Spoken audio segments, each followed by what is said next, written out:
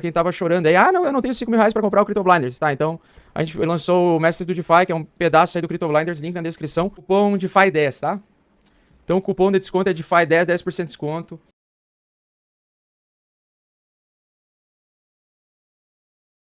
Nós temos aqui no gráfico do Bitcoin, então gráfico barra dólar, nós temos o Bitcoin sofrendo um pouquinho, apanhando um pouquinho para o dólar, mas continua fazendo topos e fundos ascendentes. Então, tecnicamente falando, ele continua em tendência de alta, né? Fazendo topos e fundos ascendentes, enquanto ele respeitar o suporte anterior e conseguir se sustentar e voltar a romper para cima, ele vai fazer alta infinita. Beleza? Então, sim, pessoal, pro pessoal do Instagram, eu tô no Café do Bitcoin lá do YouTube, beleza? Então, aqui, ó, vou só colocar aqui para vocês, topos e fundos ascendentes, beleza? Topos e fundos ascendentes, deixa eu só ajeitar aqui para o pessoal do Instagram conseguir enxergar agora. Então, topos e fundos ascendentes, nós temos aí Bitcoin, originalmente, mantendo e sustentando tendência de alta no gráfico diário, o que estabelece que ainda tenderia a continuar subindo, tende a continuar subindo enquanto ele preservar o fundo anterior. Onde é que está o fundo anterior? 21 mil aqui e 200 dólares. Eu diria que 20 mil e 800 dólares seria o suporte principal, tá? Então, se ele perder a média 8 semanal, se ele perder os 21.200 ou 20.800 dólares por unidade, ele teria uma condição de voltar a retomar baixa no gráfico diário. E, ao mesmo tempo, nós vemos uma divergência, então, que se chama divergência bearish, né? Onde no indicador do MACD nós temos, então, topos mais baixos, enquanto que no preço topos mais altos. Isso aqui indica, geralmente, armadilha de touros, né? Bull trap. O bull trap, que geralmente só é consolidado se a gente perder esse fundo anterior aqui. Então, bull trap ele só acontece de fato, né? Se ele perde o fundo anterior. Aí ele seria um topo duplo, formação de bull trap e quedas infinitas, certo? Por enquanto, média de 8 fazendo topos e fundos ascendentes também, média de 8 apontada para cima. Então ele supostamente, ele teria que continuar subindo. Vou explicar por que eu acho que o Bitcoin não vai continuar subindo já a partir da entrada de março, tá? E eu gostaria que ele aguentasse a alta até o final de março, mas eu acho que não vai. Olha, não é que eu acho que vai acontecer. Eu preciso enxergar semana que vem para ver se ele realmente não vai conseguir fazer mais um pivôzinho de alta, entregar um pouquinho mais de alta tímida aqui até os 26 mil. Eu acredito que a coisa tá azedando, pessoal. A coisa está azedando porque de final de setembro ou início de outubro até março se passaram 6 meses. 6 meses é uma média em que os bancos conseguem manter um ciclo de alta, que foi um rally de alta que o S&P 500 conseguiu sustentar, principalmente com essa ajuda que ela teve de impressão e injeção de dólares da Reserva Federal dos Estados Unidos, certo?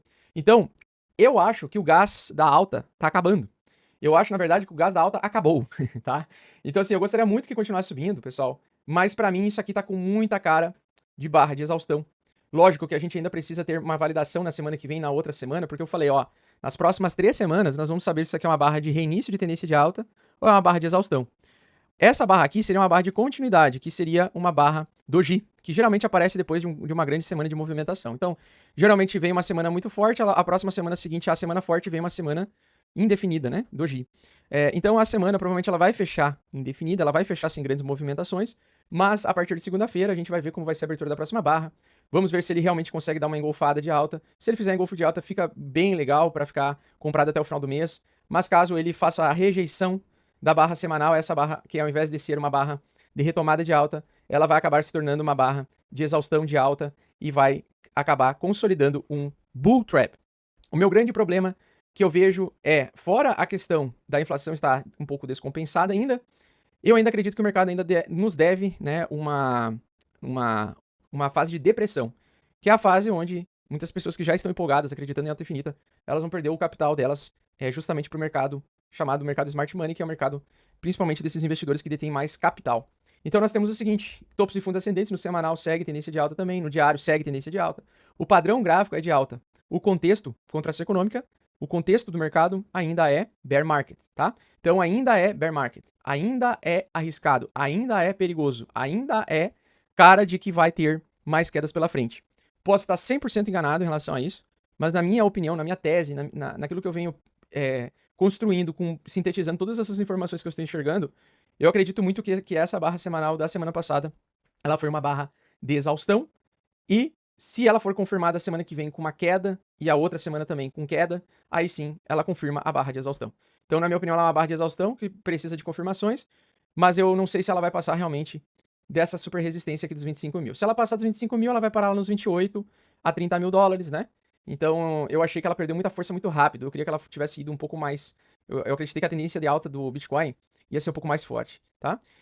E o detalhe muito importante, né, por que eu acredito em continuação de baixa? Justamente por conta do MACD, por conta da inflação, então novas políticas de apertamento quantitativo provavelmente vão ocorrer, e mesmo que a média de 8 esteja apontando para cima, né, eu tenho que lembrar que esse apontamento, né, essa média de 8 apontando para cima, tem um indicador chamado MACD, que está abaixo do nível da água. Então, quando nós temos tendências de baixa, as duas linhas medianas do MACD, eles tendem a sofrer resistência durante essa transição.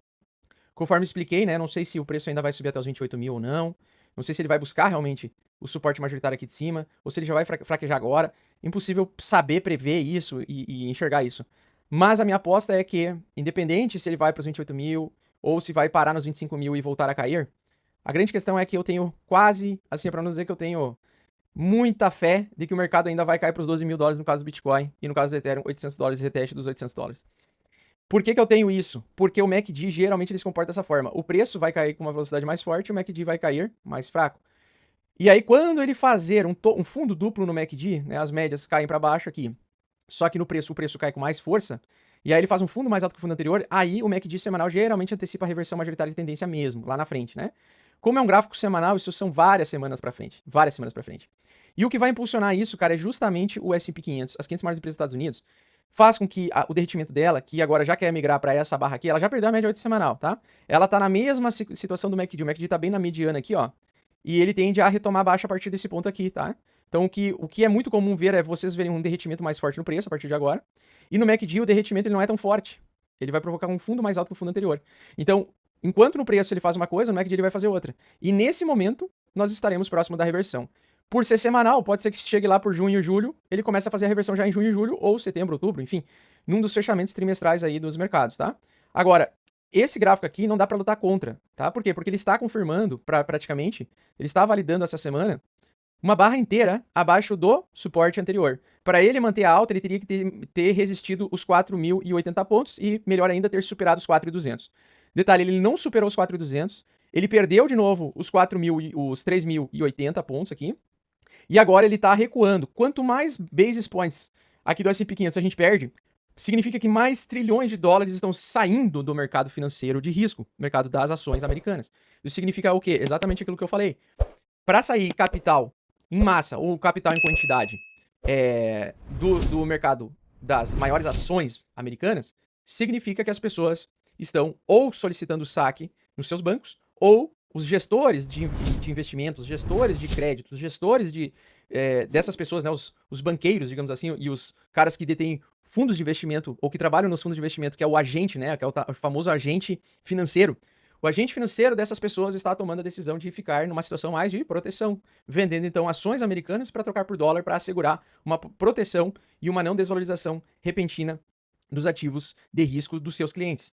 Então, a maior parte dos americanos que investem, né, eles na verdade não investem igual a gente de abrir uma conta na corretora, ir lá e comprar ação por ação e fazer um gerenciamento de carteira. As pessoas terceirizam esse papel, porque elas trabalham durante o dia, colocam dinheiro lá no banco, o gestor do banco, né, do fundo de investimento, é ele que é responsável por tomar decisões com o dinheiro de centenas de milhares de americanos. E justamente esses caras são os caras que trabalham para essas grandes empresas, né, como Goldman Sachs, entre outras aí. Então esses caras, eles vão lá tomando decisões com o dinheiro dos clientes e acabam vendendo posições, e por isso que você vê, né, e a gente chama esse dinheiro, né, que esse dinheiro é de várias pessoas, mas é controlada por poucas pessoas ou poucas entidades, esse é chamado dinheiro inteligente, o smart money. Então o dinheiro inteligente é nada menos do que isso. Cara, um derretimento de 1% no mercado de ações americano é muita coisa. É muita coisa. É uma desvalorização, é uma retirada de capital muito grande. É uma troca de muitas ações da Apple, da Amazon, por dólares. É uma realização de lucro. E a gente chegou, na minha opinião, nesse ponto. Então, o MACD, na minha opinião, o S&P 500, ele está antecipando o movimento das próximas semanas do Bitcoin se ele continuar no ritmo de perder os fundos anteriores semanais. E no gráfico diário ele já está tentando fazer um pivô de baixa abaixo da média 8 semanal. Então, isso aqui, para mim, é uma confirmação de pivô de baixa. Logicamente, né, que a gente precisa de mais confirmações, mas, cara, eu estaria majoritariamente de fora do mercado nesse contexto aqui. Eu não gosto de ficar exposto em pivô de baixa abaixo da média 8 semanal. A última vez que as pessoas rejeitaram pivôs de baixa abaixo da média 8 semanal, você pega quedas muito fortes. Você pode pegar quedas como a de 3 de dezembro lá, onde muita gente perdeu muita grana. De dezembro de 2022, de 2021 até dezembro de 2022, perdeu 90% do seu patrimônio, ficando exposto em altcoins e mercado de ações também. Claro, não 90% no mercado de ações, mas uns 30, 40, 50% no mercado de ações as pessoas perderam, certo? E aí tem um detalhe muito importante que não dá para negar, é a divergência, tá? Divergência bearish que tem no MACD, é uma divergência de continuação de baixa. Nós temos aí então um pivô de baixa confirmando com o MACD também, fazendo um topo mais baixo que o anterior. Então, basicamente, eu acho muito perigoso. É um cenário de perda de dinheiro.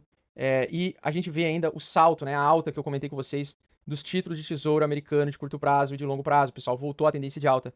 Quando ele volta à tendência de alta, isso prejudica, né? Quando os bonds voltam à tendência de alta, isso prejudica completamente os nossos investimentos de risco, tá? Isso faz o dólar ser o ativo mais quisto, e porque o dólar começa a ficar mais valioso, porque ele é drenado da economia real, porque as pessoas, ou esses investidores, ou essas entidades que controlam a maior parte do capital das pessoas que investem nos bancos americanos, esses caras começam a trocar ações por bonds, por títulos. Eles trocando por bonds, o Banco Central americano pega os bonds, pega os títulos de dívida, aliás, os dólares dessas pessoas, dão um papel de dívida para essas pessoas com uma promessa de rentabilidade fixa nos próximos 2 anos a 10 anos ou até mais. E aí, eles começam a tirar dólares do mercado. E aí você vê esse impacto acontecendo.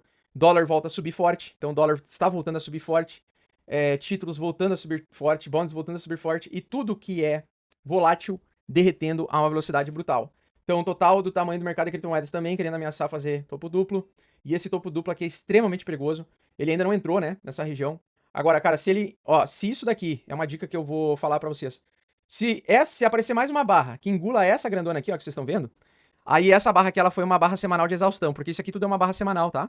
Então, se a gente tiver nas próximas 2, 3 semanas, ou seja, uma sequência aí de 14, 21 dias, ou seja, vocês vão ver 21 barras, tá? Então, nas próximas 21 barras diárias, se elas engolirem essa barra semanal, né, essa barra da semana passada, isso significa que nós temos, então, uma barra de exaustão semanal e queda infinita, e queda muito forte, e desespero da galera que está despreparada, tá? Então, essa barra aqui, ela tem que ficar protegida pelo mercado, ou seja, o mercado especulativo não pode perder essa barra aqui. Se ela perder, configura uma barra de exaustão, é uma barra que vai formar um topo, e sendo um topo, então, a única direção que ela pode cair é para baixo. Se o mercado, então, ameaçar cair muito forte e perder os 766 ou 765 bilhões de dólares investidos, aí o próximo alvo é lá embaixo.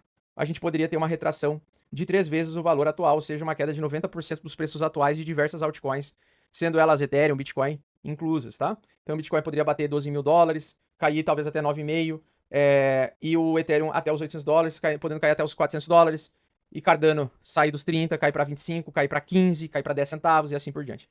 E aí seria a fase da depressão, que é a fase que muita gente não suporta a dor de ver o capital derreter, entra num efeito cascata de sair vendendo. Quando se perde um suporte majoritário, você tem uma evolução de queda muito forte, porradeira mesmo, tá? E aí o mercado de cripto ele poderia reduzir a 1/3 do tamanho atual dele em caso de uma confirmação de recessão, de uma falta de dinheiro.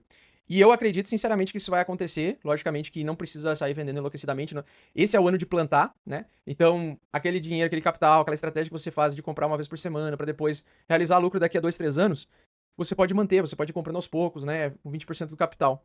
Mas eu, por exemplo, nesse momento vou ficar de 80% de fora do mercado, vou ficar 20% só.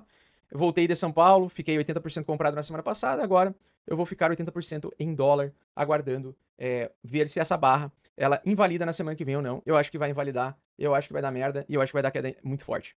Beleza? Então é interessante proteger o patrimônio de vocês. Principalmente nesse momento em que vários gestores de fundos de investimentos que têm mais capital do que a gente conseguem empurrar o mercado para baixo violentamente na correria ou na depressão deles, beleza? E outra coisa, não precisem tomar a decisão de ficar fora do mercado 100% ou ficar dentro do mercado 100%. Essa é uma opinião minha, eu não sou dono da verdade, tá? Mas quando eu olho tipo um gráfico igual esse daqui, mas pode aparecer um pivô de alta. Difícil, viu? Não passou os 4.200, eu falei que passar dos 4.200 era crucial para que eu ficasse comprado com mais tranquilidade. Não conseguiu passar e a gente tá vendo aí uma queda interessante, tá? A única coisa que ainda potencialmente pode salvar a gente de uma queda mais brutal seria então não perder esse fundo anterior. Então, queda mesmo vai vir se o mercado tradicional perder os 3.800 pontos no S&P 500. E alta mesmo só vai vir no mercado se ele romper os 4.200. Como eu estou mais bearish, né? Eu estou mais ursão esse ano e mais agricultor, né? Porque eu quero plantar. Basicamente, na minha expectativa, na minha perspectiva, eu acredito que a porrada de queda vai vir forte aí. Certo?